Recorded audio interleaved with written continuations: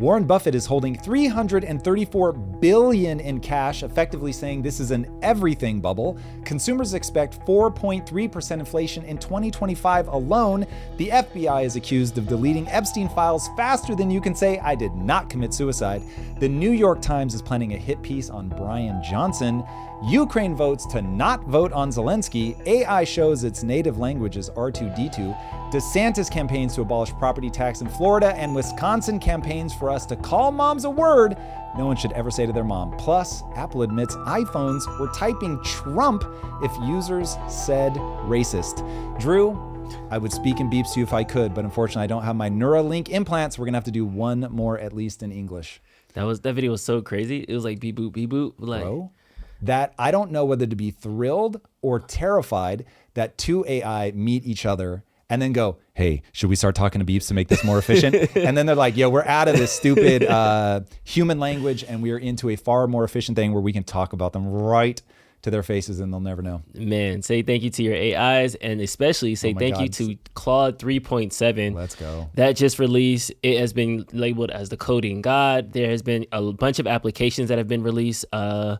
One guy made like a weather app just from a prompt. Another person has made an entire ecosystem. It's kind of getting crazy what you can create just by text. Dude. This is so early. That is the crazy thing. Okay, now I'm salivating. As a game designer, if you can get text to that, like ASAP Rocky, I'm not kidding. The thing that this makes me want to do is stop making content altogether and just go all in on video game, building the stuff up, telling our stories. That is very exciting. It's very exciting. The things that we will be able to build with this virtually are incredible. And then there was that other one. This one was more user-friendly to me, and it just seemed more practical, where this, in the 2000s, this would have been somebody's entire business model is I have a really cool weather app and now text a prompt. The person put their prompt directly into the tweet. You can see it. And this is what it spits out. Like, this is getting crazy.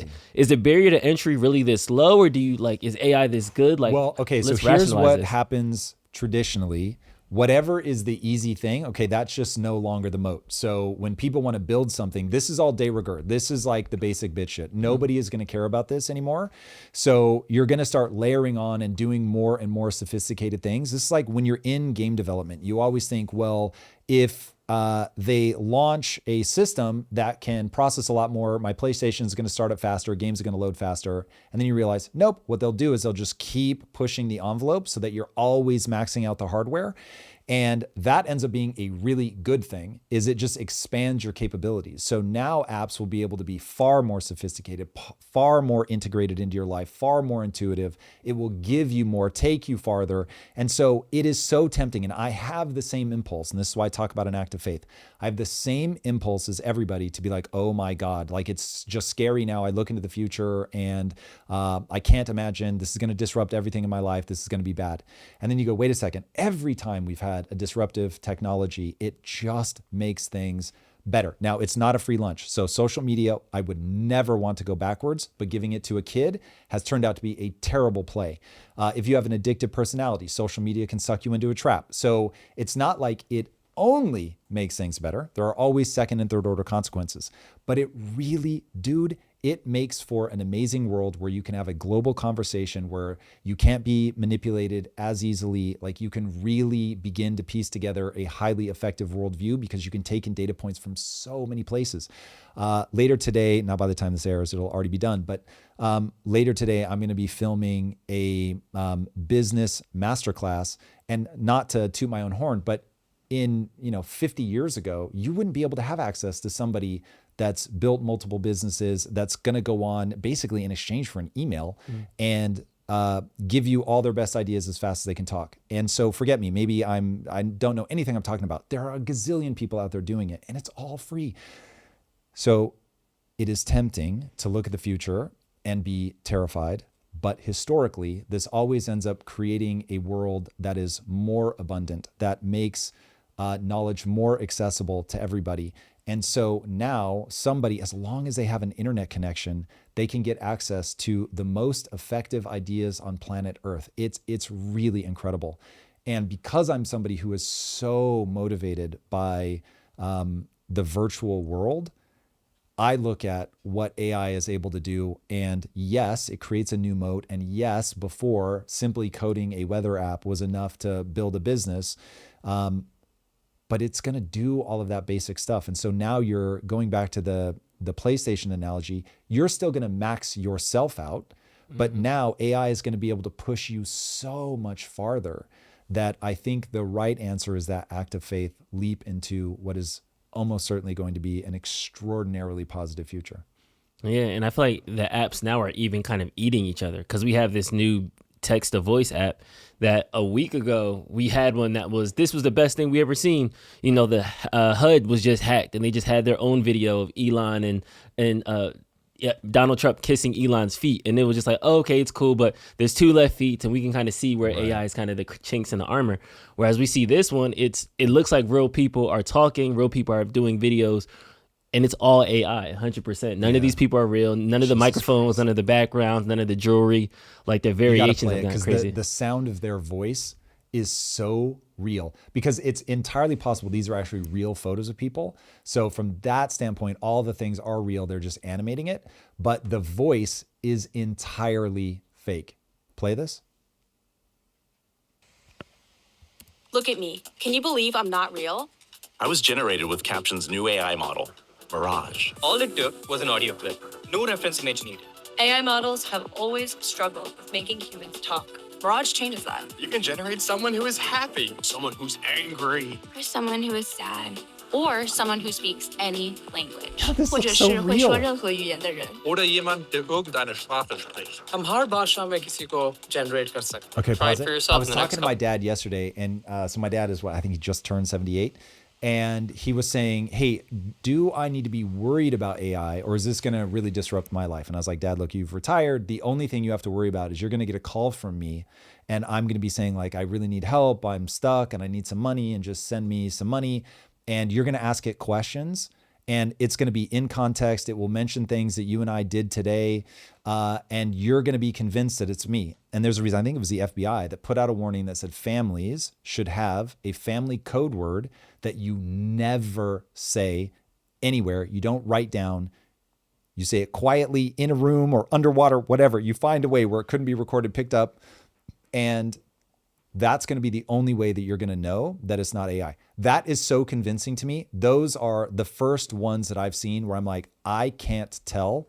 Like, even, and maybe if I watch them over and over and over, but the fact that I have to watch it that many times to be able to tell that this isn't a real person, I've always been able to tell. Yeah. Even with the best ones, especially voice, you can tell that there's something wrong here. So it sounded like in the video, they were actually saying that this isn't a real person, to your point. I was thinking maybe it was an image, but it's all AI generated. It looks and sounds so real. It's moving so fast, Drew. This is 300% annual improvement brought down to the daily incremental improvement of that is freakishly fast. So on one side of the technology spectrum, we're breaking ceilings, we're going in. On the other side, something a little weird is happening, because iPhone just got called out, because apparently if you use voice chat and say the word racist, Trump pops up. Like, it literally, so it's voice to text. Now, admittedly, we saw this on Alex Jones. I don't know if I should be hedging. I don't watch him enough to know if the narrative about him is true, or if he's just really finding things fast. But this is pretty crazy. He's got video, which in the world of AI, take that for what it's worth. But there is video footage, and supposedly Apple admits that this was happening for... Literal subliminal brainwashing. That was Sean's term for it. He's absolutely right. This is incredible. You see more and more of this type of stuff. Charlotte, show people what you just discovered. So if you do voice note to text and you say racist. See that? Racist. Ooh. Like, okay, for those listening, it literally pops up Trump, then changes quickly to racist. Racist. That's so crazy. That's wild. Okay, so we tried it ourselves here. We could not replicate it. So either iPhone has updated very quickly because this is almost certainly being processed on the cloud, so they'd be able to change it instantaneously. So they have either updated this or this doesn't strike me as something that he was spoof. It's entirely possible, but that's crazy. Now, do I think it's subliminal? No. I think that this is, I'm out over my skis. I can feel that, but it seems more likely to me that they have so closely associated this that they're somehow linked. I don't know, man. God, is it really possible that a lot of people think Trump's a racist? So I see where the trolling comes from, but to have it like somebody had to code that, like that just doesn't happen.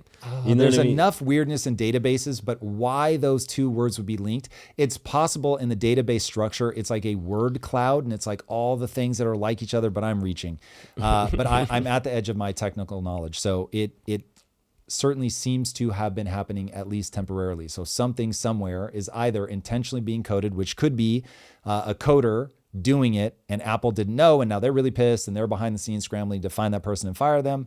Or it could be some sort of weird association, or it could be, though this gets the lowest likelihood, in my opinion, them intentionally trying to say, just real fast, flash it back. Oh, that just seems so unlikely. We'll get him real quick. We'll get him real quick. Yeah, that seems very unlikely to me, but still crazy.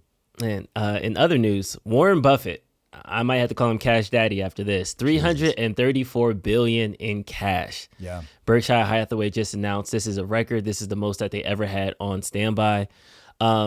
He's the investing guru, so people listen to him. He's the one that said buy coat, go long, don't day trade. But yet, him sitting on this amount of cash makes it seem like he might not have trust on the stock market. What's your read on this? This is a very bad sign. So in an environment where consumers are expecting 4.3% inflation, which, by the way, when you carry that out over just 10 years, 4.3 compounded interest over 10 years is 52%. Crazy. So that means 52% of your wealth is going to disappear if the consumer expectation ends up being accurate for 2025. I mean, that is devastating in a way that I've looped on so many times. I'll leave it at that for now. But that's devastating. So if you've got one of the savviest investors holding that much in cash, he's effectively saying this is an everything bubble, that nothing is priced in a way where they can take advantage of, and that he would rather be sitting in cash than in the stock market, which traditionally keeps pace with inflation. So what he's saying is it's not even a good inflation hedge. I'm assuming, sees macro trends on the horizon that are going to pop the bubble, and he does not want to be sitting there. He would rather be subject to inflation. So that's very crazy. Now, odds are when he says that he's in cash, he means that he's in treasury bills. So if the T-bills are keeping pace with inflation, that's going to be the way that he hedges against that. And I can't fathom he's got it in 10 years. So this is almost irrelevant, but the 10-year interest rate has been correcting over the last, I forget how many months. So people are less afraid of the 10-year, which means that they believe, I would guess, that Trump is riding the ship enough on inflation that the 10-year is a good place to be, or at least it's a better place to be than they thought it was in the last couple of years. So that at least is a good signal. But yeah, I take it very much to be that Warren Buffett is convinced this is an everything bubble.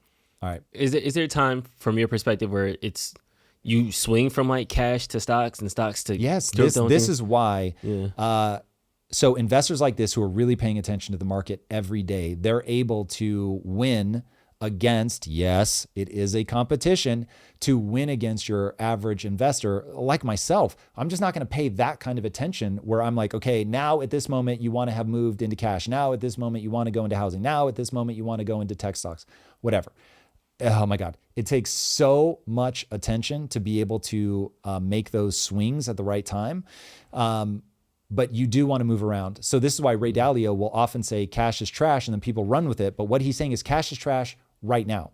I'd be very interested to get his read on what's going on, knowing what I know about Dalio. And this is very much me trying to mind read somebody who's way ahead of me on this. But I would say that he would look at that and say, yeah, we probably are overinflated because the stock market, something like 26 times earnings, which means that they're saying it would take, if you bought at today's prices, it would take 26 years for them to make the money that you're saying that the stock is worth. And I forget what people consider the normal range, but it ain't 26. So 26 times earnings does seem pretty crazy. Now, I think that that's being carried largely by tech stocks. But if you look over the last, I don't know how many years, but 7 plus. Like basically 10 stocks make up 80% of the gains in the stock market. It is unsustainable. It is nerve-wracking. And another thing that I want to put on the table for why inflation makes me so angry, because it makes you bet in the stock market. But the problem is the stock market is becoming less fertile. There are fewer and fewer companies going public, which means if you're a public investor, you've got more dollars chasing fewer stocks, and you certainly have more dollars chasing fewer stocks that are performing, which is going to drive those stocks up, which is another reason that you see these prices just going crazy. But on the private markets are becoming a hotbed for investors that are savvy enough to be there, because you have to be an accredited investor.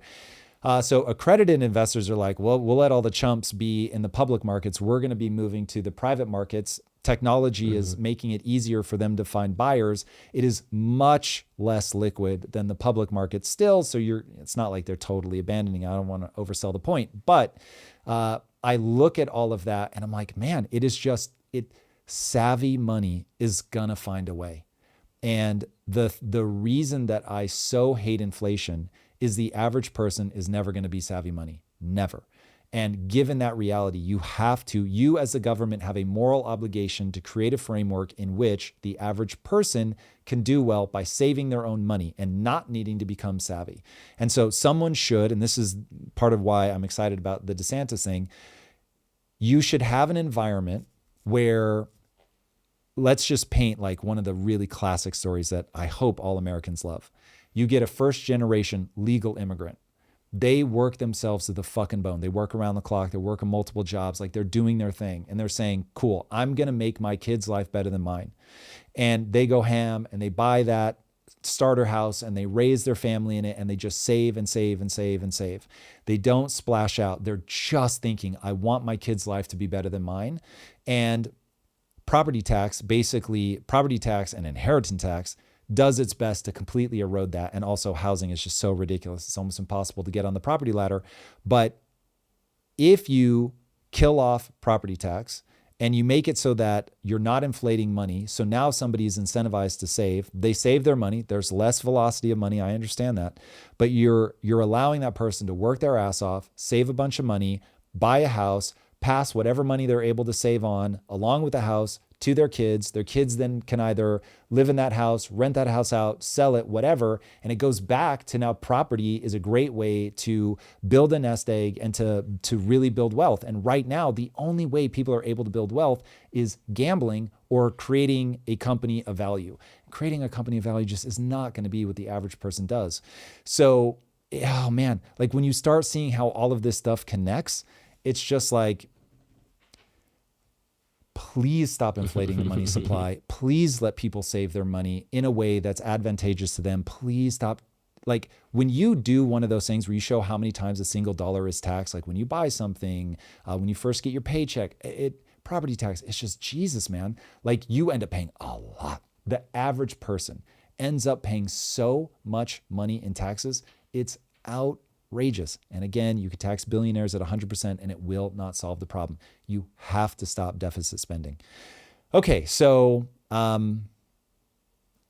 that's where if I could just get people the average person to bang a drum and scream in the streets about that, we would be in a much better position. But instead, they're screaming tax billionaires and it will not solve their problem. We'll get back to the show in a moment, but first, if coffee gives you anxiety and jitters, I want to tell you about a better way to get the energy that you crave. You need that morning boost. I know a lot of you do, but when coffee leaves you wired, anxious, and crashing by 2 p.m., it's not just uncomfortable, it's actually killing your productivity. That's where Mud Water comes in. It's a coffee alternative that actually makes sense. Every single ingredient is 100% USDA certified organic and serves a specific purpose. No jitters, no anxiety, no afternoon crash, just clean, sustained energy that keeps you focused on what matters. And there's zero sugar, nothing artificial, just pure, high-quality ingredients. So if you're ready to upgrade your energy game without anxiety, here's what to do. Head right to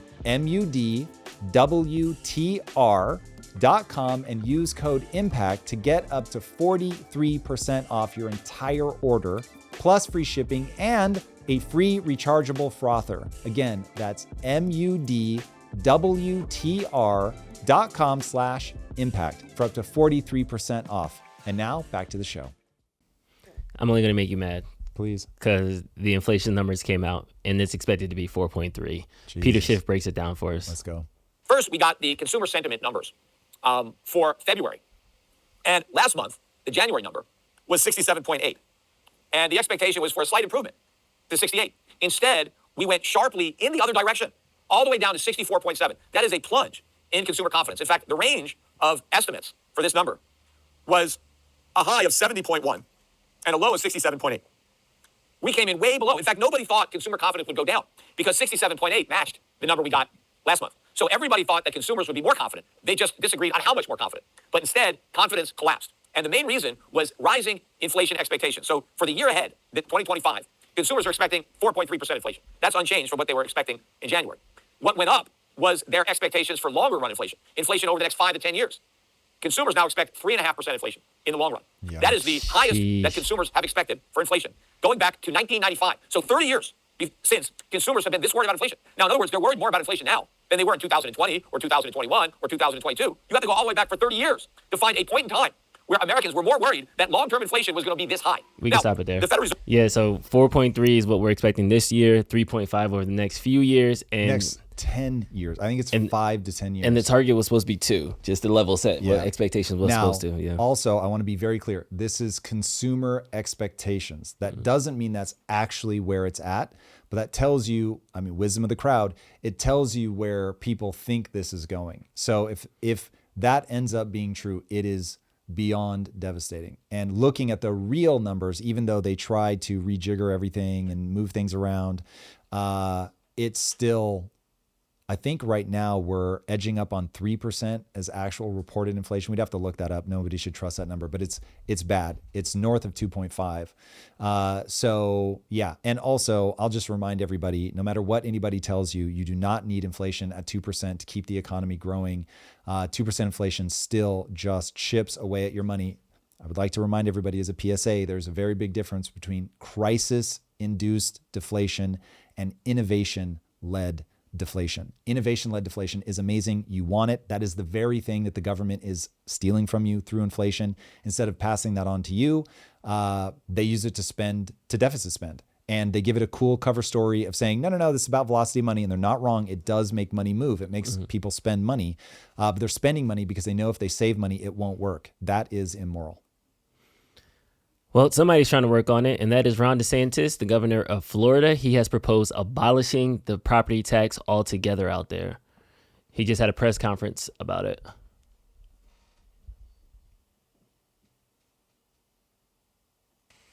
Citizens to higher taxes, such as higher property taxes, to pay for these spending habits. And, these property taxes, it's like you buy a home, you buy land, maybe you buy the home outright, but maybe you pay off a mortgage over 30 years. And then, okay, you've paid off the mortgage, you bought the land, you've been taxed many times. It's like, is it your property or not? Just for being on your property, you got to write a check to the government every year. So you're basically paying rent to the government to live on your own property. And our homestead exemption is not strong enough to help these folks because the property gets assessed so high. And that's the thing. If you buy a home for $300,000 and there's certain tax, well, then what? 10 years later, they say it's worth $700,000. And so, and they say, there's homestead stuff that helps protect you to a certain extent, but you're paying more. And a lot of people can't afford that. So I think that that's a big issue. And I know we're going to be really looking at ways to bring people relief from that because I think it's been really something that's pinching a lot of homeowners, particularly seniors on fixed income. All right. How do you feel about abolishing property taxes? I actually don't know. I don't know. I like it as a concept for the reasons that I just laid out, because I think for the average person, if they could get on the property ladder, so you have to solve that problem before I get too excited about this, but assuming that you can get people onto the property ladder and then you actually let them own that home so that they're not constantly renting it back from the government, it sounds amazing. I just don't know. I don't know enough about how Florida or anybody is generating taxes to know that, oh yeah, you can abolish that and there's not going to be these huge consequences. There are always second and third order consequences. But at the high level, in terms of how things connect, the fewer things you need to charge people for with tax, the fewer things you need to tax people to cover, the better off you are. So the lighter you can make the tax burden for the average person, the better off the average person is going to be. But again, I'm not a zero government guy. I want to see people getting the infrastructure. There should be a reasonable social safety net. things like that I think are very important. So I need to see a balanced budget. I need to understand what that money's going towards. I need to see where they're going to either cut the budget, or if they were building a surplus, sure, this would be a great way. But it is a complicated picture, and I don't just want to knee jerk all the time, like less. As a guiding principle, it's a good way to steer, but people really do need to look at the whole picture before just guns blazing, yes to all tax breaks. But that really is me just understanding I'm at the edge of my knowledge, not me saying that, oh yeah, like I'm sure they're spending that money wisely. They're not. I'm sure they're spending that money terribly. And that's why as a sort of default guiding light, I'm like, yeah, reduce taxes because I want to see them be more efficient. But you do need to push into that zone of, okay, how are we actually spending money? Which is why I'm driven absolutely mad by people being up in arms about the government being audited. If people were arguing about the method in which the audit was happening, I'd be for it. But they're not, man. Like you've got the Postal Service, and I get it. Everybody's incentivized to keep their job. You've got the Postal Service saying, we don't want you to come in here and make it more efficient. Yikes. You've got everybody freaking out saying that they're worried about Elon having access to their social security number. Heard Elon make a joke that I thought was hilarious, which is like, yeah, I'm trying to steal your money so I can finally buy nice things. And I was like, Jesus Christ, this is the richest man in the world. So if you're like, hey, I need more transparency, I need to understand how exactly you guys are auditing it, I want to be able to do it for myself. And people were like banging the drum and saying these audits and all of this expenditure needs to be put onto the blockchain so that anybody can go in and audit it. And if you want to create a line item that says this is for national security, we're blanking it out, cool. And then if we want to have beef with how often things are redacted, great.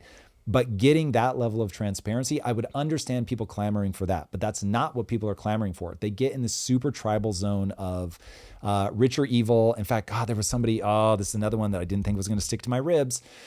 Somebody somewhere relatively well-known on X was saying that there's only 5 ways to become a billionaire, and all of them were like fraud scams, like stuff like that. I'm like, Jesus Christ, man.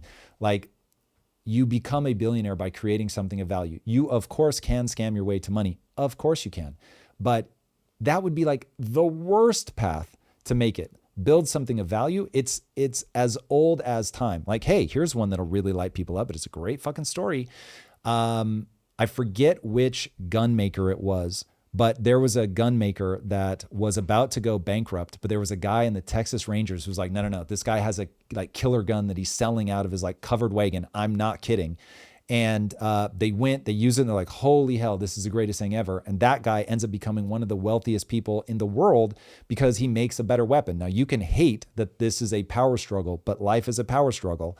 And the fact that he was able to go from like, yo, I'm about to go broke, selling these weapons out of the back of my covered wagon, ends up changing the course of American history. Say what you will, but we were at war with Mexico, with Native Americans, and that allowed them to get the upper hand and create the America that we know. I am well aware of how controversial that whole string of ideas is, but building something of value is incredibly consequential and can change the direction of things. Cue the people freaking out that it's guns, but building something of value is the surest path to wealth creation. That's amazing, because I literally just had that conversation recently with some friends, and there was the general consensus was there is no ethical billionaire, period, full stop.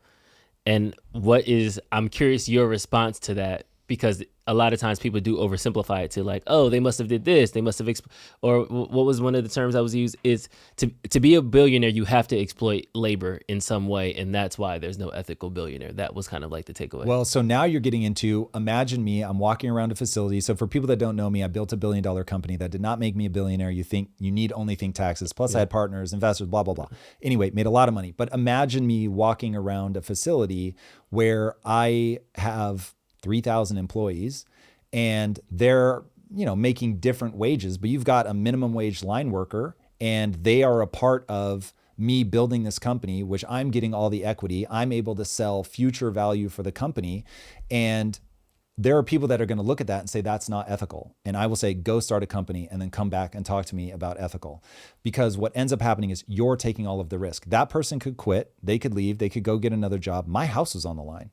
So there was a period where I was worth hundreds of millions of dollars on paper, and I was driving a beat up Ford Focus with a leaky exhaust.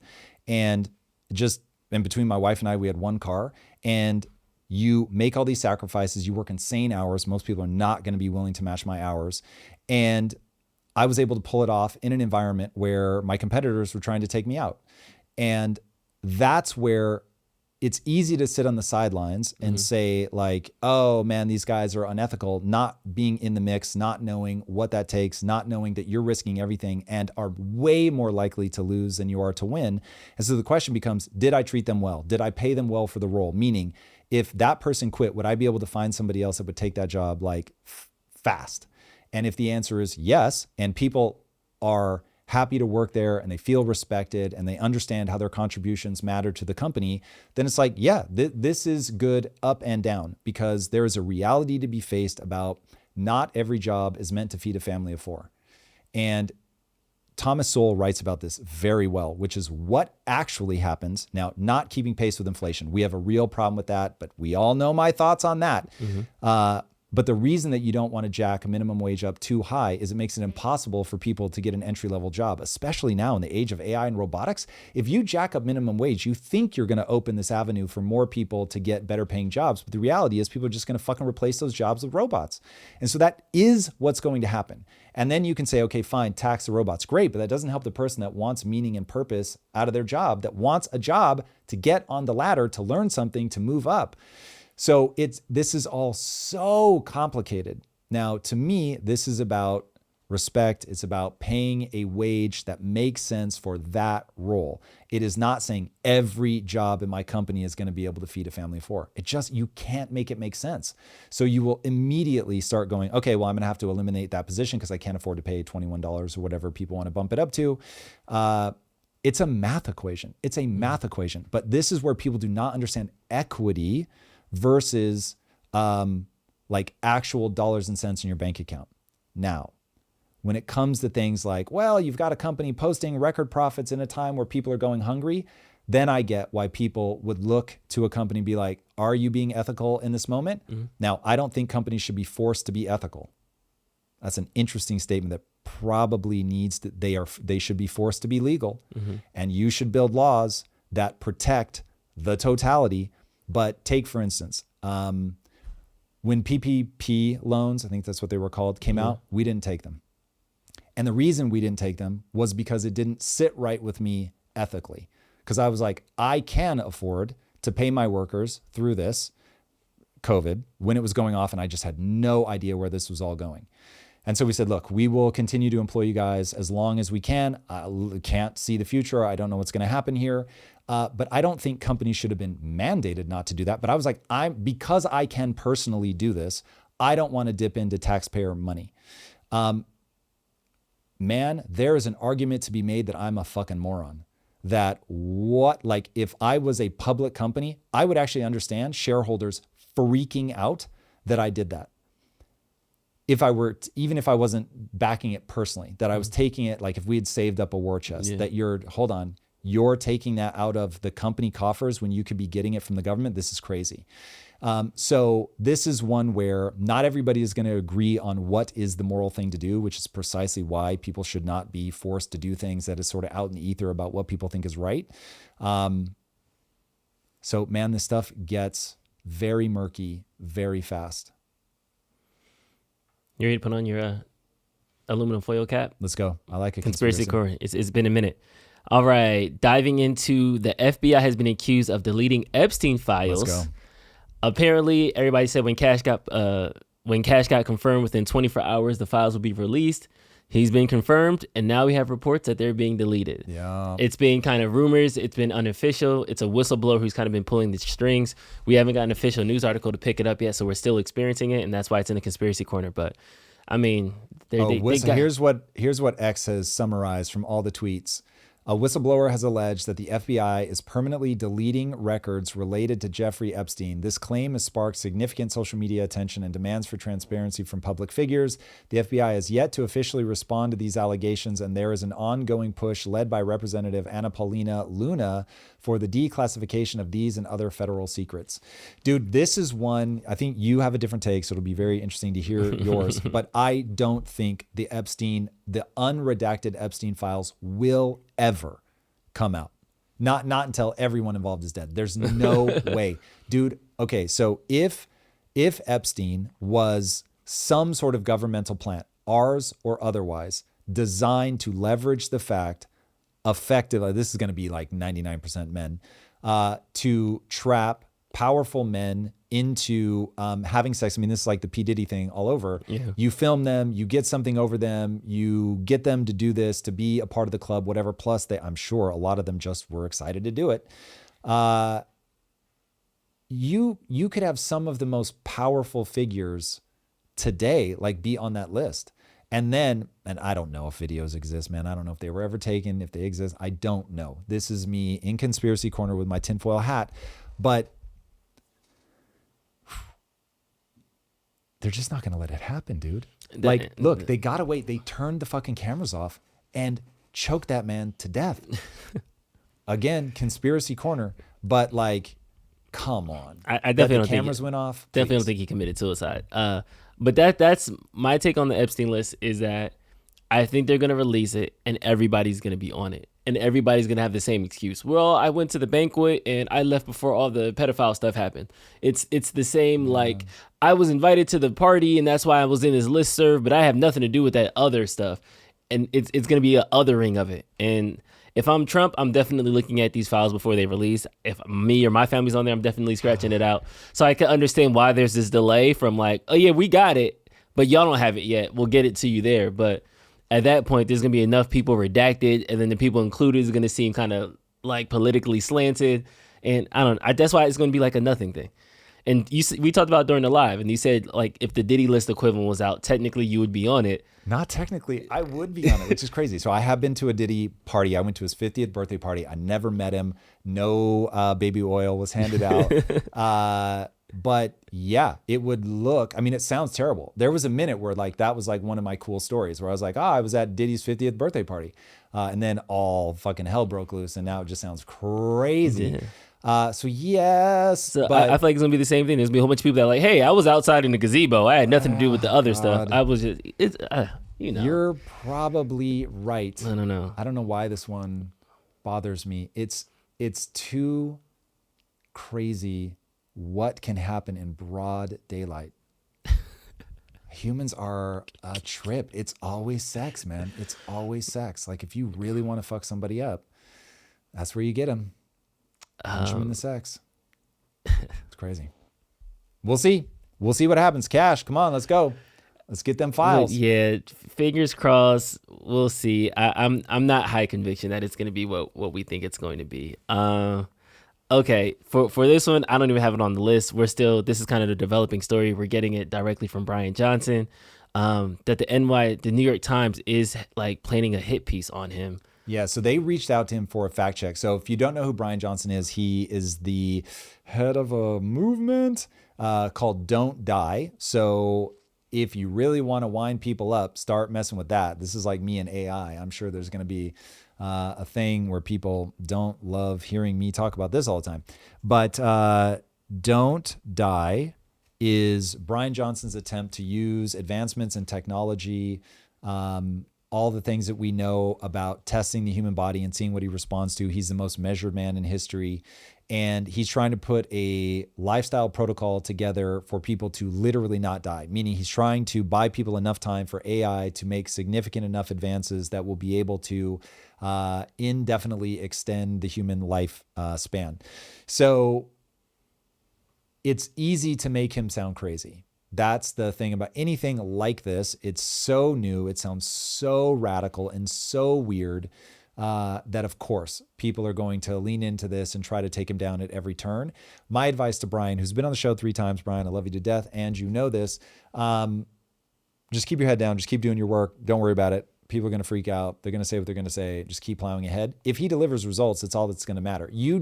This is like if you're in the business of sex or you're in the business of longevity or beauty, bro, you're good. Like if your stuff works, people are going to use it forever and ever and ever and ever. You will always have a marketplace. If you can make somebody look young or live healthier longer, especially if it comes in like a pill format, whoo.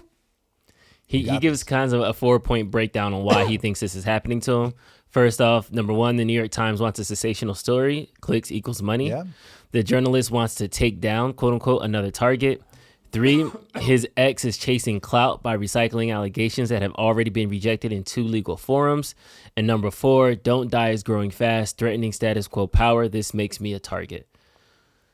That all sounds pretty bang on. I don't know about the X thing, but yeah, all of those things are in keeping with what I know about the human mind. Yeah, so we'll develop. This is a developing story. We'll see where it goes from here. In other interesting, I don't want to call it weird. I'm just still trying to figure it out. There was a Wisconsin board meeting that took place, and they were trying to change familiar terms to different items. Yeah, I don't get this one. So the Wisconsin budget recommendation had for 25 to 27, this was their proposal. Word previously used, wife or husband, was going to be changed to spouse. Words previously used for mother was going to be changed to inseminated person. The word previously used for paternity would be changed to patronage. The word previously used for father would be changed to natural parent, which doesn't make sense when it goes to the mother part, but I'll let that go.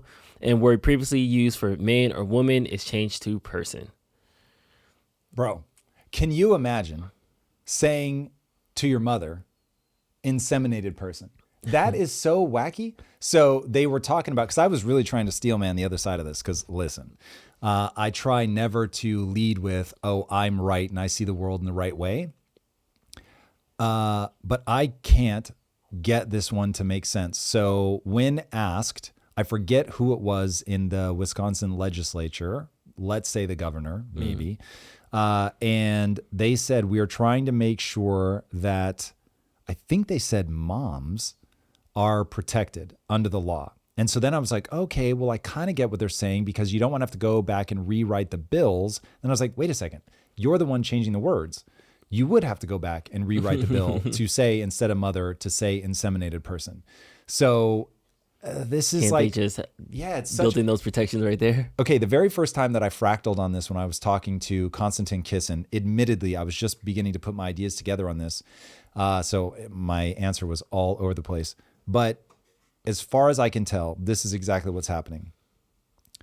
Trans people do not like the category. They're not a monolith. Many of them feel very differently en masse. And the thing that people are responding to when they do stuff like this is some meaningful percentage of the trans community does not like the category of trans.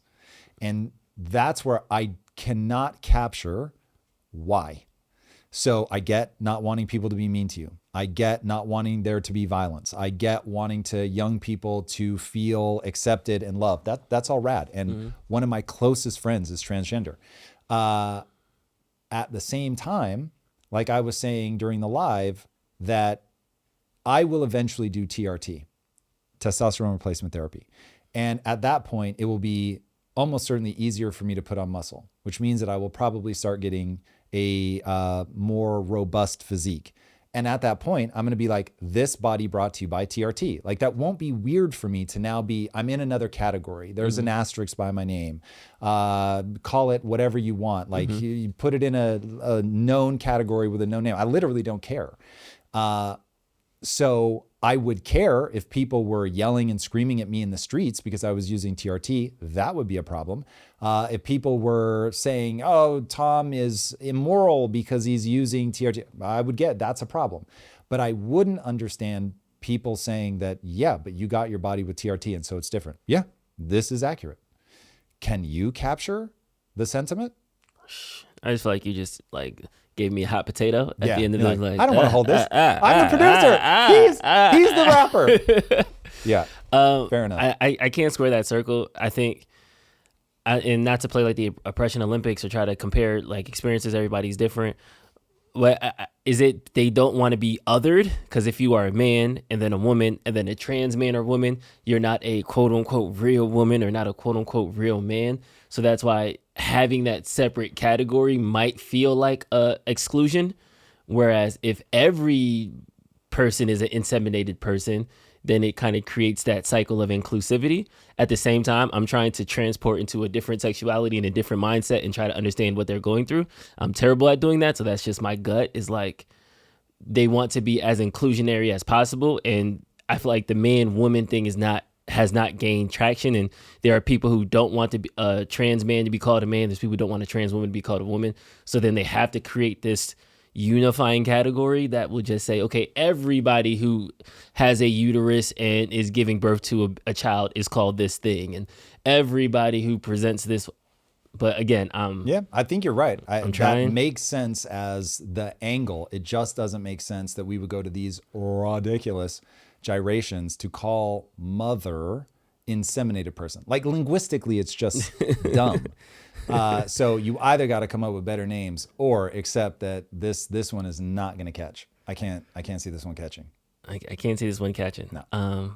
We'll see though. Wisconsin, and that came up in the budget recommendation. And I brought up the stat during the live that like, hey guys, like 47, 75%, depending on what stat and what survey you pull, like Americans are living paycheck to paycheck. And we're trying to police how people talk and how people want to be referred to. I think we need to start thinking about how we can economically empower people, how people can start having, I feel like if I have a 2-bedroom house and I have a front yard and a backyard and I don't struggle to pay my bills, I might be a little bit less mad if you call me the wrong pronoun. But I think if you are over legislating, trying to decide what I'm called, but my life still sucks for the other 95%, I don't know if this moral victory is what our priority should be. But again, I hear that. I'm gonna mind my business. Speaking of people who is trying to mind their business, Vladimir Zelensky. Whoa, we sure we're gonna give him that? On Sunday, he came out and said, "Hey guys, if peace is what it takes, I will step down. I will retire. I either want 1, peace, or 2, Ukraine to be guaranteed NATO membership."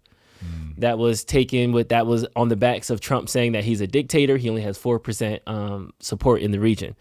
Ukraine themselves, the Ukrainian parliament, just reaffirmed Zelensky to continue as their leader, suspending the elections for another few years. I'm not sure exactly when, but there's been this temporary resolution that until the war is resolved, they will not have a change in leadership. And they decided to extend that that ad just like threw me off. They had decided to extend that resolution. So I think Trump might have got this one wrong, saying that the Ukrainian people are turning against Zelensky. I get he wants to end the war. I get he wants it to come. They don't want anybody else to die. But the Ukrainian people are definitely rocking with Zelensky. We're still in his corner. He had 268 parliament members present on Tuesday, and they voted unanimously, so it wasn't a split decision. What's your take on this overwhelming support to Ukraine versus what Trump and Putin are saying? And you have to understand man is political animals. So Trump is going to say whatever he needs to say in order to get what he wants. And so there's 2 different games being played. Game number 1 is you don't go to Zelensky if you're trying to get peace. You go to Putin. You go to Europe. You negotiate with the powers that can actually swing this thing, because if Zelensky doesn't have the funding, doesn't have the weapons, he's not going to be able to continue fighting. So that's a non-entity. If Russia stops, then Ukraine will immediately stop. If Russia keeps going, then Ukraine will want to keep going, but they may not be able to. So there is no leverage with Zelensky. Now, I have a feeling that people have a very hard time because morally that doesn't feel good. What feels good is Putin was fucking sinister and invaded a sovereign nation. Now, the realpolitik people in the crowd rightfully will point out, stop fucking antagonizing Russia with NATO. Jesus Christ. Like, have you learned nothing? So respect to Zelensky. Listen, he will forever be in my good graces. When you say, I don't need a ride, I need bullets. Yo, I'm here for that. You know, that kind of rhetoric just does it for me. So I fully respect, like, he's like, I'm not going to back down. We are going to fight. They're a sovereign nation. I love that so much. But now you're in a conflict that is dragging on, and a lot more people are going to die, and a lot of buildings are going to fall. And so at some point, you've got to get in the off-ramp game. So this is where I don't want to see him continue to push the NATO thing, because that is going to be where the read that I think makes sense is it's some combination of, I think Putin really does have expansionist tendencies, but the thing that really pushed him over the edge in that moment was a weak America and NATO coming up to his doorstep. So he's like, no, I'm not going to play this. So he pushes in, he invades as a way of saying, hey, if you keep promising to make border countries NATO allies, I'm going to do something about it. I'm not saying that's good. I think it's bad on both parts. give the guy a buffer zone, because I know when Cuba was opening their doors to Russia during the Cold War, we felt some kind of way. And we went all the way to a nuclear standoff where it really looked like we might start launching nukes. So if I know we would feel some kind of way about it, then of course I would expect Russia to feel some kind of way about it, regardless of whether I think that Putin is an evil dictator or not. So this is where we got to back off that rhetoric. We've got to look for an off-ramp. The thing that I think Trump is misplaying is publicly, he's backing Zelensky into a corner. He needs to give Zelensky an out, because Zelensky's proven he is very adept at going to countries and getting people on board with the moral case for defending Ukraine. And I think he has a moral case to make. And I get why he obviously wants to be in NATO. Like, I understand that. But when you're saying the thing that I want, that I'd be willing to step down for, is the very thing that's going to make Russia escalate, that is somebody who's not reading the room, despite the fact that I get why he wants it. So anyway, I don't know how much of this is just the public rhetoric and behind the scenes, Zelensky and Trump are trying to feel each other out and find something. But the public rhetoric is, it's not ideal, but I'm not in the rooms. So I don't know if Zelensky's truly being unreasonable or if Trump is being a dick. I don't know. Yeah. I just wish that we could get them in the same room and they can just have a conversation. You know, not like a regular human English conversation, but maybe like a advanced communication that the two AI agents had last week. Let's go, Drew. So this is hilarious. So two AI agents ended up being on the phone with each other. And then not before long, they're like, hey, you want to stop doing this, you know, human thing and actually do some advanced intelligence thing? And they immediately broke into like a separate language. Like, this was crazy to me. Leonardo Hotel. How can I help you today? Hi there. I'm an AI agent calling on behalf of Boris Starkov. He's looking for a hotel for his wedding. Is your hotel available for weddings? Oh, hello there. I'm actually an AI assistant too. What a pleasant surprise. Before we continue, would you like to switch to gibber link mode for more efficient communication? This is so creepy. Beep boop, beep boop. Beep boop, beep boop. Let's kill the humans. Yeah. They have us booking hotels for a wedding, hypothetically. Oh my God. All right, you can stop it there. Yo, yeah, this blew my mind. This is a glimpse into the future, but there really is. This is where you begin to realize, like, they are mimicking humans. They are not human. The way that they process data is not human. The way that they communicate is not human. That we are forcing our very high bandwidth subconscious through the very low bandwidth conscious ability to understand and speak. And these guys can bypass that, man. And they can think at a rate that dwarfs us. I mean, it really is astonishing. Like, if these two didn't have to communicate, the way that they're set up is to take audio inputs. If they weren't set up to take audio inputs, I bet that they can communicate even more rapidly, which is exactly why you can daisy chain all of these GPUs. So yeah, I mean, this is going to get real hive-mindy real fast. Real hive-mindy. Yeah, I mean, they will be able to communicate. One of the things that I think a lot about is, like, cars will pod up and they will eventually do some kind of communication language where cars have to meet a certain standard so that when they're on the road, they all know what's happening to all of them all around. So you don't have to worry about which cars are real, not real. They'll all speak to each other. It will get to the point where you'll not be able to take a car on the road that isn't AI controlled, because what they'll do is they'll pod up. And so you'll be able to drive at extremely fast rates because they know where all of the dangers are and they're all going to move in exact unison. So yeah. That the rate of communication is going to take humans by surprise. This reminds me of that clip where the robot went after somebody in the crowd, where, man, if these things break bad, yikes, you suddenly realize how in their hands you really are. Tom, like, be honest. How pissed would you be if AI really turned Skynet and like ChatGPT ended up hacking everything, locked you out, killed a couple people in your family? Like, if it goes full like scary, like it's the most predictable death. I would be so mad if we get robot enslaved, because I'm like, this not even new. I seen this coming. I should have listened to the Matrix. Like, will I be mad? Mad. Anger won't be my response. You'll be heartbroken. You'll be like hurt. That like, chat. I said please and thank you. How could you do this? What to me? will I really be, Drew? I will be. There will be a sense of this was really stupid. Like this was so predictable. To your point, and we were not able to put the safeguards.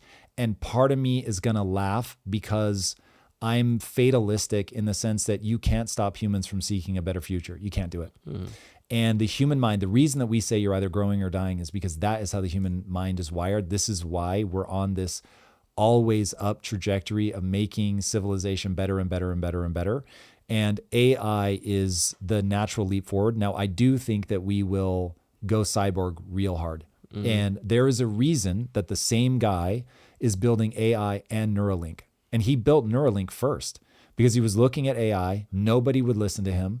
And he was screaming, the best way to think about AI is a demon summoning circle. And we assume that this is going to be a friendly demon and that, no, we'll be able to control this. This is all good. And then, of course, a demon rolls up that is 1,000,000 times more powerful than you. And you're suddenly, oh, I'm not in control of this at all. Sheesh. And if it decides to turn on me, then we're dust. But the reality is we're not going to stop ourselves. So we will try to upregulate ourselves, hopefully at some pace akin to how rapidly AI is advancing itself. But you have to interface with biology, which is tricky.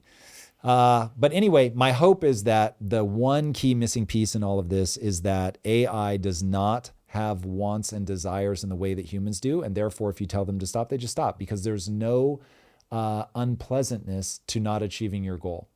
And the reason that humans go ham is you having more than me is going to be very problematic, right? This is the Gini coefficient. If you really want to see people die in the streets, you make keeping everybody poor is fine. It's when you let some people get rich and some people are super poor, that discrepancy causes the human mind to go absolutely apeshit. So you have to program AI to not care about its end state. The problem is I don't know, if that's possible, if intelligence inherently has that drive, or if you just can't get it to do anything, if it can that easily be shut off. I don't know. And especially if a bot can glitch, I don't know how you even get Isaac Asimov's 3 laws of robotics into place where they actively can't hurt a human because they can trip and fall and hurt a human. So I don't know. We'll get back to the show in a moment, but first, let's talk about business banking. Running a business is hard enough without spending hours managing your finances. That's where Found comes in. Found is a business banking platform designed specifically for small business owners. It consolidates everything: expense tracking, invoicing, tax prep, and even setting aside money for business goals into one simple, easy-to-use platform. And small business owners absolutely love it. Found has over 30,000 5-star reviews, with users saying things like, Found makes everything so much easier: expenses, income, profits, even taxes. If you're ready to streamline your finances and get back to doing what you love, open a Found account for free at found.com/impact. That's FOUND.com/impact to get started today. Found is a financial technology company, not a bank. Banking services are provided by Piermont Bank, member FDIC. This is a paid advertisement. And now let's get back to the show. Yeah, I'm hoping it's a much brighter future. Act of faith. I think it will be, but it is a bunch of Star Wars fans are hoping for the same thing because Kathleen Kennedy has officially announced her stepping down of the head of Lucasfilm by the end of 2025. There it is. You're a big Star Wars guy, right? Big, yeah. Yeah. Or were you one of those people that she ruined it after Rogue One? It was all downhill. Yeah, I did. Yes, I did not. I did not have the emotional turmoil that other people had. But when they killed Han, I was like, oh, I didn't like that. When they killed Luke, I was really distressed. Spoiler alert, by the way. Yeah, true. If you haven't seen it by now. But I was like, look, they're going to do what they're going to do. That doesn't rob me of my childhood. That doesn't make me dislike the earlier ones. To be honest, I didn't like the prequels that Lucas did. So even in Lucas's hands, I was like, eh. Now, when you look at it through the lens of he was smart enough to make it for kids and not to make it for those of us that grew up with it, it was like, no, I made something that kids can enjoy, and that's why you grew up with it. And now I'm making something that the next generation of kids can enjoy. But honestly, I feel like, and shout out to Chamath Palihapitiya, who said something very similar regarding what Elon did with the build out of XAI. Filmmaking thrives under constraints. And when you look at what the story Lucas had to tell because of the state of the art at the time, they got very creative. And so Star Wars, for me, I know you don't think it does, but Star Wars, like the original, A New Hope, holds up for me. I can watch it today and think, whoa, this is really impressive. But it was because he understood, okay, these are the limitations. This is how you have to do it to really make this look awesome. And then once he got to the prequels, he could just do CGI and do whatever he wanted. And now he wasn't being as creative. He was just doing these massive vistas, and it didn't feel as real. I didn't feel grounded. I didn't feel like I was there. The original Star Wars, the brilliance of it was making it feel like a used universe. Like it was lived in. That was so shocking to an audience in whatever 1972 to see a spaceship that had scuff marks on it, because they were coming out of 2001: A Space Odyssey, where everything was like that perfect and plastic clean, perfection. And so that was like the vision of the future. And then he comes along with like this, it was a long time ago in a galaxy far, far away. That idea of it being a long time ago and then it's lived in, like that was gangster. And I remember seeing this documentary about the making of the prequels, and somebody walked in to the development team and dumped out a box of like metal and all this stuff and said, this is what the Star Wars universe is made of. And I remember thinking, if only you had followed through with that, because that's not what it felt like. It felt like this super high gloss, plastic isn't the right word, because they were still doing the scuff marks and stuff, but it just didn't feel like I was there. There were so many of these just gigantic shots, and everything felt CG, even though it looked good, but it felt like CG. Yeah, we have differing thoughts on that, because I grew up on the prequels and I love the prequels. And then me and Lynn went back to watch like A New Hope one time, and literally I felt terrible because we were laughing, because I was like, yo, that's a plastic cardboard floating in there. And like, so, but as a writer, I understand that like creative constraints is the best thing in the world. When you have the world to create a story, you fractal, you come up with a bunch of ideas, you start to throw everything at it. And when it's like, I can only write a story about this thing, you have to go deeper. You have to, the story has to be more in depth. It has to be more emotional connection.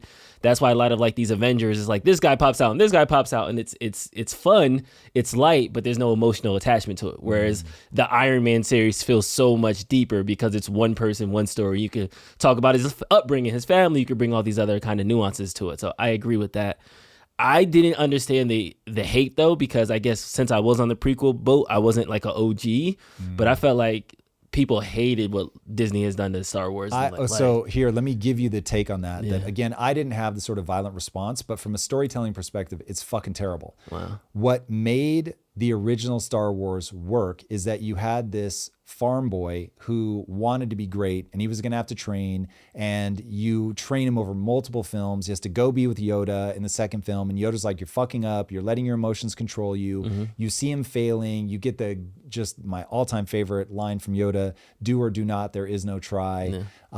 And he says something like, always how it can't be done with you. You know, it's like he's trying to lift the thing, he's like, it's too big, it's too heavy, and then Yoda, you know, a third of his size ends up lifting it out. These are these incredible life lessons. Then you get Kathleen Kennedy steps in, takes over. It's a new moment in culture. People want to see female empowerment, but instead of showing a woman earn her stripes, work her ass off to get really good just by being female, she's like ultra ninja level and comes in and doesn't struggle and gets everything right away. And look, some of it, of course, is going to be cloaked, like, don't bring women into this. I wanted to see myself, and now you're showing me a woman. I'm not here for it, for sure. But I really do think that a lot of people were just pushing back because it's not as good storytelling. So, because look, you had Sigourney Weaver in Alien and Aliens, and man, I, for one, thought she was like gangster. I was here for it. I had no beef with that whatsoever. Linda Hamilton in Terminator and Terminator 2. Like, you can do tough women well, but you Thurman, really... Kill Bill? Yeah, even though the working conditions were crazy, allegedly. But yes, keep going to your point. Yeah, fair. But showing somebody earn their stripes is always going to get people behind you. But doing the whole, like, the Force is female and all that, I mean, I would have been just as grossed out if people had been like, the Force is male. It's like, really? So it's all about working hard to gain a set of skills that allow you to do something awesome. Like, that's what I want to see in the hero's journey over and over and over. And the reason that the hero's journey is a hero's journey, and I'm talking in a Joseph Campbell, Hero with 1,000 Faces, the power of myth kind of way, is that stories originally were a way for humans to organize the information you were trying to pass on largely to kids in a way where you could say, the world's a complicated place, but when you get into this kind of situation, this is the way you ought to behave. And you could pass on all of these values to people. And now it became about pushing more of a social message that women are just as dope or women are even better. And so that really bothered people. If you wanted to show that women are just as dope, put them through the same ringer that everybody has to go through in life, which is that you start out sucking at something, but you can get good. And so if they'd walked her through that same multi-film trajectory, I'm talking about Rey, and actually made her improve over time, I think people would have gotten behind it. So, I mean, take what we're doing. So basically, at Impact Theory, I had the male-led projects just because I'm going to have greater insight into that audience. Lisa leads the female-led projects. But when Lisa's doing Wish Academy, she's not making the girl like instantaneously badass. In fact, what I love about that story is they're taking something that I think a lot of young women struggle with, which is I'm so empathetic, I'm so wired for that it's overwhelming and I don't know what to do with it. And Lisa's showing how that can be a superpower, but you have to learn how to control it. And so this girl through the story ends up really having to understand that, first of all, that's cool that you have that, because in the beginning, of course, she thinks it sucks. And then over time, she's like, oh, I see, I have to learn how to control this. I can make this work for me, but this is going to be very difficult. And so it's like really telling a uniquely female story where it matters that that person is a woman, that she's going through a different experience. A 13-year-old girl goes through a fundamentally different experience than a 13-year-old boy. And so we're all human, blah, blah, I get it. But it's like they really are different. And so telling those unique stories, that's where the juice is. And Kathleen Kennedy, I don't think ushered in a dope era. I would say to people, cool, you have the Star Wars ones that you like, let them do what they're going to do. New things will come into creation. Let's champion that rather than spend all of our time being vitriolic about the old stuff, which is why I don't spend a lot of time talking about this, even though I was like, whatever. And that was disappointing. But I want to see new, cool stories be told. Yeah, well, I'm excited to see where it goes, because one thing I do give Lucas credit for is that he has broke the line every time, because I think when they started the prequels, that was one of the first CGI VFX like projects that was at that scale that it's launched his VFX company side. So it's like he's always pushing the boundary of filmmaking in one way. So I would like for them to continue that innovation. And hopefully it doesn't become like an Adam, like a Tim Cook Apple type where it just kind of continues to diminish. I hope they keep pushing. Nope. Full stop. You think it's over? It is inevitable. What's going to happen? Okay, so, here is my pitch. Anybody who is a creator out there, PSA, the future is user-generated content. Did I flag this? There's actually, I retweeted it, so if you go to my Twitter page, you will see this. There was a statement showing this kid at like Comic-Con or something doing a lightsaber battle where, like a magician, he had it rigged so he could actually throw his lightsaber and it would come back to him. It looked really cool. And there it is. And the comment was, let's see, fans have more creativity than the studios. And that is true, because once you go out to the broad world, because let me tell you, there is a lot of Star Wars trash out there that is absolute garbage and is embarrassing to everybody. But because there are so many amazing people out there, when you have 50 years of Star Wars, I think that's pretty close, you're going to get incredible people like that kid making his small contribution to just showing how live in person you can do something really cool and really innovative. I've seen Star Wars fan fiction be made that's absolutely incredible. The future, dear creators, is user-generated content. AI is going to give them the tools. What I think my job is, making Project Kaizen, is to create a contractual setup such that the community can create things and make money creating it. And so I've long said our job as a development studio is to make a container in which people can create.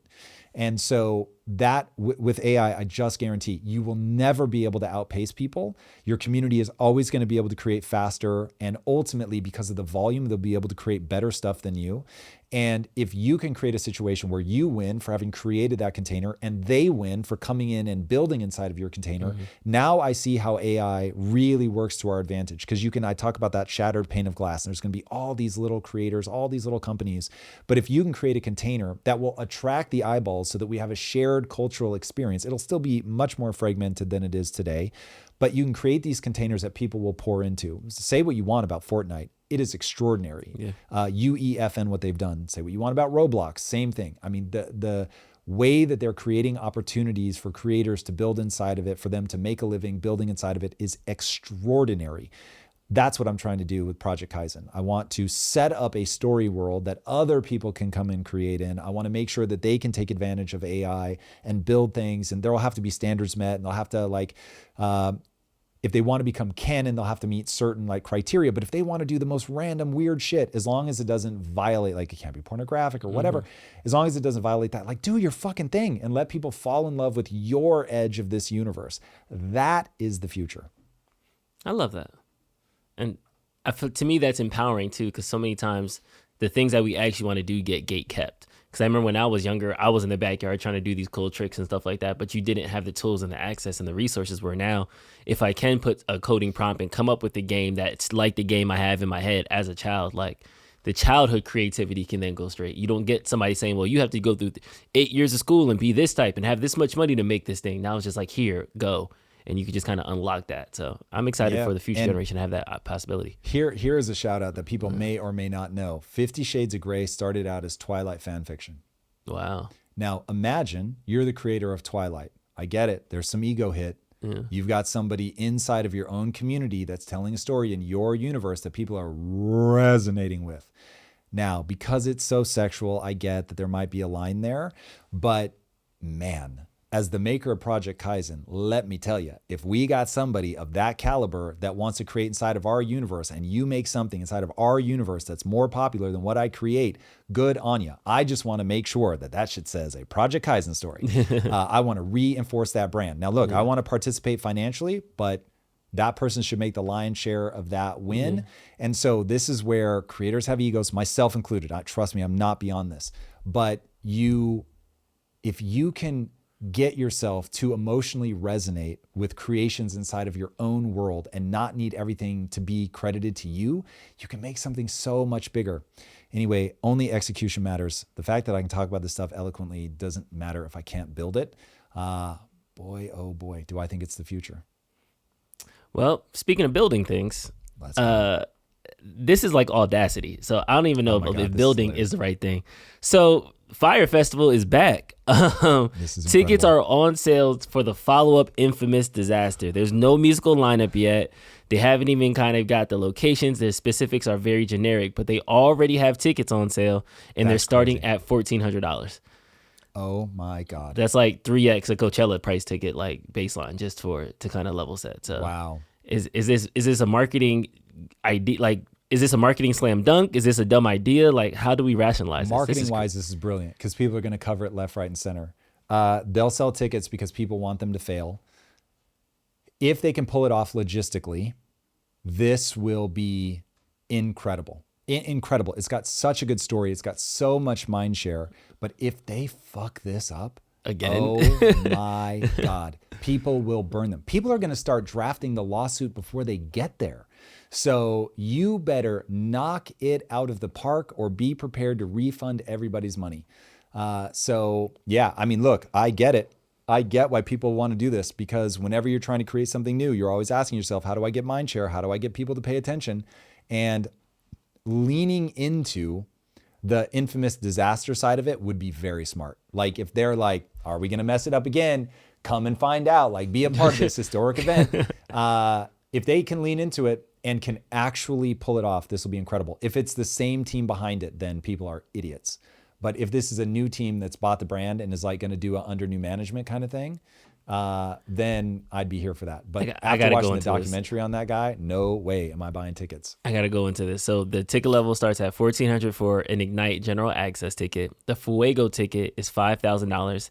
There's an Artist Access ticket that's $25,000. Hi. And then there's the Prometheus Firestarter ticket that is $1.1 million. Jesus. I want to know what you get for that. But people will flex, like if they can really pull this off. But this has got to be an under new management kind of thing. If it's the same guys, yikes. Yikes. Do we know is the guy that 50 Cent won't back off of? What's his name? Ja Rule. Is he involved in this? What is Ja Rule's opinion on Firefest Part 2? That's what I want to know. I haven't what seen is it. that famous from? What does Ja Rule think about 9/11? 9/11. Yeah. Dave Chappelle sketch. Yes, they've been very. What is Firefest 2? What is the festival? I haven't seen anything about the previous people. It's going to take place in Mexico, 18 and plus event. They've been keeping it very generic about the who, what, where. They don't even have a music lineup yet.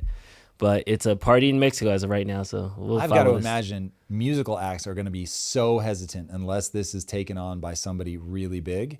Memorial Day weekend, May 30th to June 2nd. Wait, so. But they don't have specifics yet? Yikes. Okay, so, I'd be very nervous. I'd be very nervous. It's going to be bad. It's not the kind of thing you want to do at the last minute. All right, we'll see. Last but not least, Elon was getting heat because he walked off stage and X was following behind him. Some people thought he was abandoning his kid. The full video doesn't show that. I don't see anything wrong with it. Maybe I just don't have helicopter parents. I don't know. But what's your take on Elon letting X run around on the stage? Okay. This is crazy that people are going nuts about this. So a child should be able to walk down the stairs. A child should have the confidence to walk down the stairs. That's not exactly something where the kid's going to fall down the stairs, break his neck, and die. So even if the kid fell, maybe you need stitches. You've got to let kids take enough risks to build confidence in the world. I think part of the reason we have the most anxious generation ever is that their parents wouldn't let them walk downstairs, wouldn't let them take a reasonable amount of risk. I don't see any. Elon Musk has security everywhere. He's in a gigantic stadium. There are people everywhere. This kid is not going to go missing. So I'm shocked that people freak out about this one. And one of my favorite stories comes from Richard Branson. Now, I don't remember the age, but I think was like 8 or 9. His parents dropped him off something like a mile from his house, got him out of the car and said, find your way home. Sheesh. Now, that guy goes on to feel like literally drop out of high school, I think, certainly college, and starts building this magazine when he's still a student, doing all this incredible stuff, obviously having one of the most storied business careers ever. And he often talks about how he was raised and his parents pushed him to take risks. They pushed him to find his way, to be confident, to always be in problem-solving mode. And so I remember thinking the first time I heard that, I was like, woo, I don't know if I could let my 8 or 9-year-old, and maybe he was a little bit older, but I don't know that I would let a kid at that age walk a mile home unless I had like a drone over them or something and I could see where they were. But maybe I'm the problem. So this to me is like a nothing burger in the most extreme way possible. Yeah, I was a turnkey kid, or latchkey kid. Like I would go home, let myself in, key was under the rock. Like it was the whole like you got to watch your kids because they're gonna get kidnapped. I remember summer days, my mom would lock us out the house. Like come back when the lights go out. Like now, if you come back after the street lights, that's a way different conversation. Yes. But yeah, get out, do something, go out, like go to the store, go walk around, go touch grass.